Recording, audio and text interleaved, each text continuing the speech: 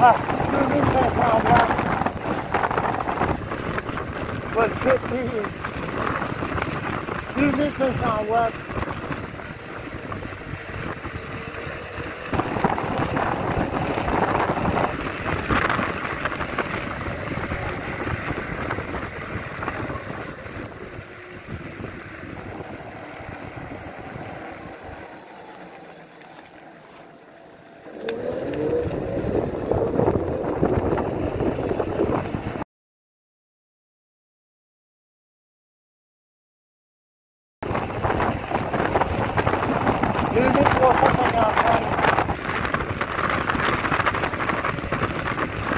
Lui, il est barré à 2000.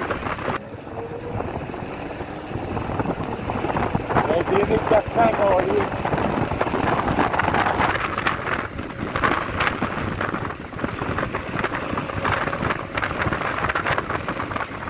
Ça fait 4500 watts.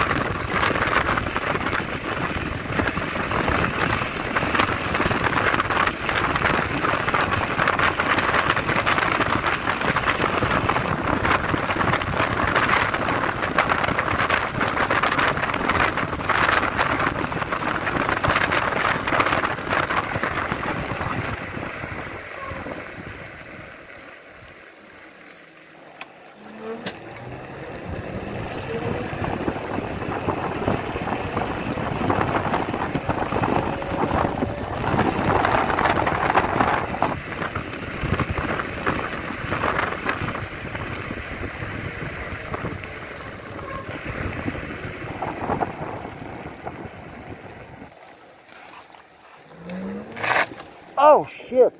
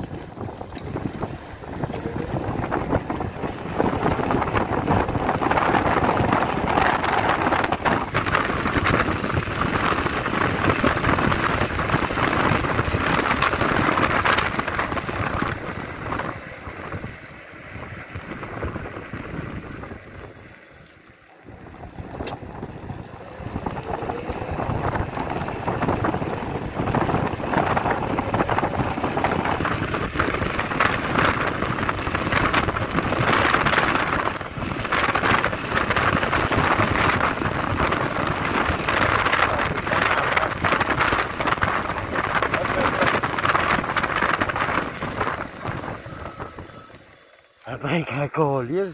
J'ai 4 breaks dans le fond.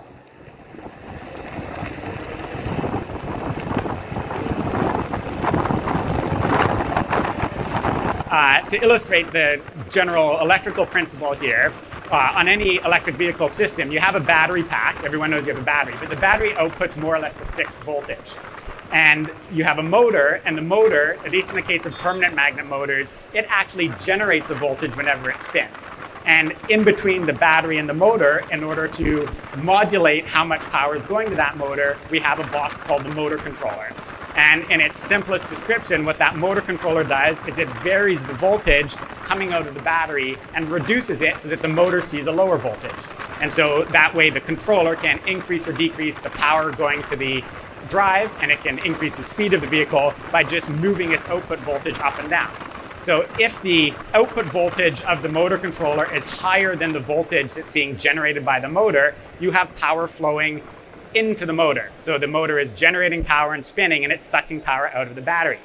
But if the voltage coming out of the controller is lower than the voltage being generated by the motor, the power simply flows the other direction. There's no extra switches that are required. There's no changing control system. It just automatically flows the other way. The controller will absorb power out of the motor, and then it'll boost that to the voltage of the battery and have current flow into the battery pack. And so that's the downside. The question of, well, the upside is you get energy back into the battery pack. And this is a very interesting question. Like, how much energy do you get back from regen? And what you hear all the time in the marketing messages and its anti-regen crowd, it's only a couple percent, it's kind of worthless. We've now got experience going back decades with thousands of e-bike setups of people telling us how much they get in regen. We've logged trips from everything from cross-Canada bike trips to cargo hauling around hilly areas like Vancouver. And it's pretty darn consistent that in a city with a lot of stop-and-go traffic, you're pretty much always getting somewhere between 5 to 8% regenerative braking capture. Most of that comes from the stop and go. Just every time you decelerate, you're getting energy back. And then a smaller, maybe a third of that comes from the fact that you've got hills in Vancouver that contribute even more to the regen capture. On the other hand, if you're going on a long distance bike touring trip in a mostly flat area, well, then your bike stop capture energy there, and then you just have the odd downhills that are part of that trip. You might only see 1%, 2%. I've done some trips where I see 0% because it's just a completely flat trip the entire time. At the other extreme of things, if you're dealing with a cargo bike, so if you're carrying kids on your bicycle or doing deliveries for goods in the city, the additional weight plays a huge effect in improving your percent energy recaptured because you have that much energy when you're going down hills. And we see 10 to 15% all the time. And people living in really extreme hilly areas, like in Seattle, and I've seen people posting us screen captures of 50% regen, 80% regen, the single #1 biggest plus to regenerative braking, and that is having zero brake wear, zero brake maintenance, and totally uniform braking in all weather conditions. And for some reason, this point is so rarely mentioned in talking both about the pros and the cons of regen, when as a user of an e-bike, it becomes the defining reason. I would use regen even if it used up my battery. Even if regen drained my battery instead of adding to it, it would be worthwhile to me because I'm somebody who's horrendous at staying up to the maintenance and upkeep of my bicycle. I tend to wear my brake pads down, so they're screeching metal on metal.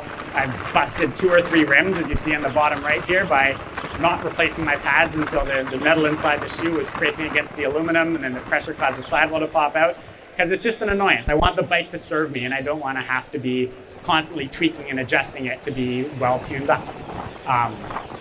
So with a well implemented regenerative braking, you can do upwards of 98, 99% of your stopping energy through regen. You only really need the mechanical brakes if you have an unexpected emergency stop. So whenever you're in normal conditions, oh, there's a red light, there's a stop sign, you can use regen to come to a complete stop at a comfortable pace of deceleration. Regen won't let you skid a tire out, and so if you're avoiding an unexpected thing, then you always want rock solid mechanical brakes that are there to look after those stopping needs. But yeah, by using regen, you basically eliminate all conceivable wear on the brake pads. And what does that mean? And this is something that startled me the more I sort of thought about it.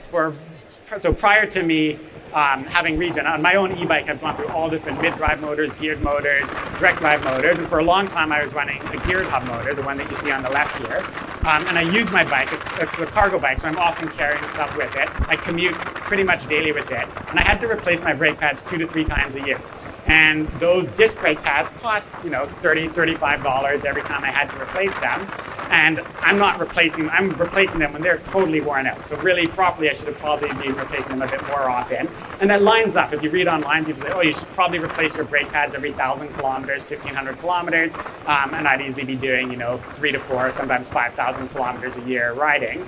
And when you start to tally that up, well, you wind up realizing that you're spending close to $100 a year just on brake pad replacements. And if you think about the longevity of battery packs these days, the typical battery that we see on an e-bike now is lasting well over 5 years. I expect most of the bikes with a decent sized battery will still have a working battery in 6 to 8 years from now. And in that 6 to 8 years, if you don't have regenerative braking on your bike, you're likely to have spent as much money replacing brake pads as it would cost to buy a whole new battery. The reason I bring up this side of the economy is because I've seen so many articles where people talk about the economy of regen, and they're looking about how much money you save in electricity from the electrical energy going back in the battery, and say, oh, like it's so pointless. You're going to get like 70 cents of electricity over the life of the bike. Like, why have all this extra, you know, complexity or challenge of regen if the energy recaptured is worth so little? And it just totally misses the point of where the benefit is for you as an e-bike user. So yeah, I really want to put that aspect of the economy of regen into the picture here because it's significant. It's amazing to think that you think of an e-bike that the single biggest consumable expense is going to be the battery, because there's $1,000 or $800 invested in that one battery pack. But your routine maintenance on mechanical stuff will actually exceed your battery replacement maintenance.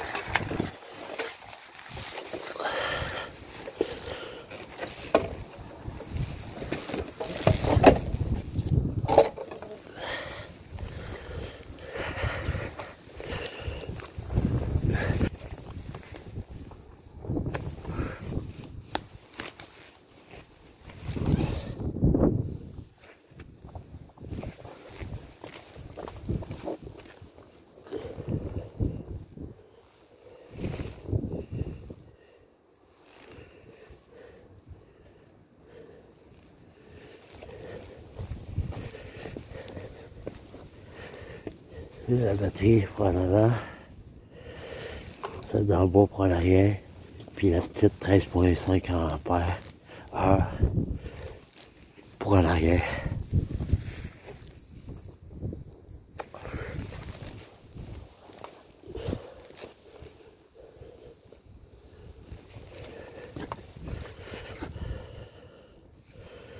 Ah, j'ai elle de spare.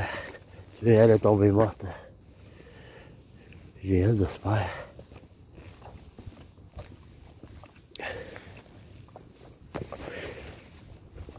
Méchant bicycle à pédale, hein?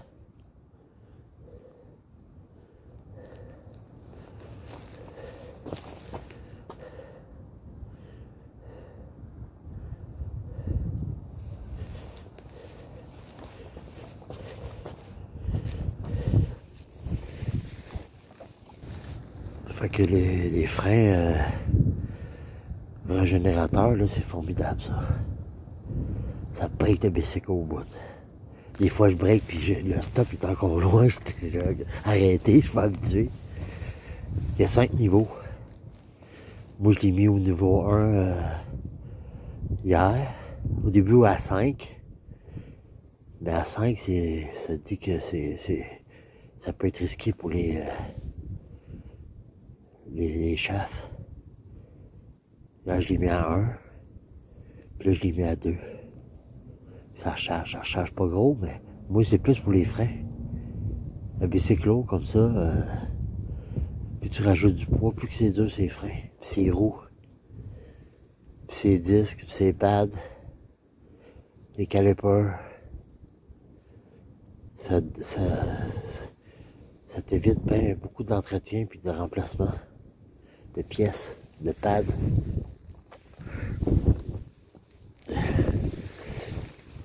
Et plus t'es lourd, plus que le régénérateur il va remettre du jus dans ta batterie si tu veux. Pas beaucoup, mais peut-être 5-10%. Au poids que j'ai, peut-être plus.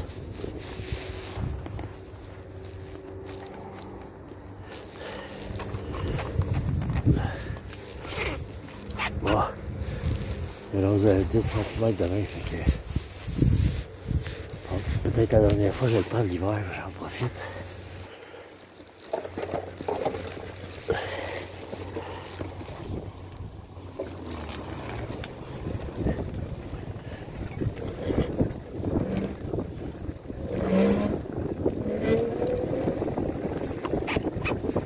Le sine wave, lui, il est bon à basse vitesse. Avant, c'est un sine wave.